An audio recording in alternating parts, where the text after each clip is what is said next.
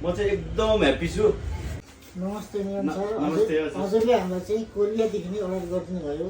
हजुर। हाम्रो चाहिँ यो गहनाको डिजाइन र फिनिसिङ हजुरलाई कस्तो लाग्यो? मैले चाहिँ खासमा आफै आउन नभएको कारणले गर्दा म बाहिरै हुँदा पनि दाइलाई दाइ यसरी बनाइदिनु भनेर जुन मैले मोबाइलबाट भन्दा पनि दाइले मैले अर्डर जुन मोबाइलबाट गरेको थिएँ त्योभन्दा एकदम बेटर फिनिसिङ दिएर एकदम मलाई सेटिस्फाई गराउनु एकदम जेस गराउनु भएको छ दाइले। इफ तपाईँहरू पनि एकदम इन्ट्रेस्टेड हुनुहुन्छ, बिहा गर्दै हुनुहुन्छ अथवा केही राम्रो कार्यहरू गर्दै हुनुहुन्छ र तपाईँहरू सुन अथवा केही बनाउन चाहनुहुन्छ भने समय आएर भिजिट पनि गर्नु सक्नुहुन्छ।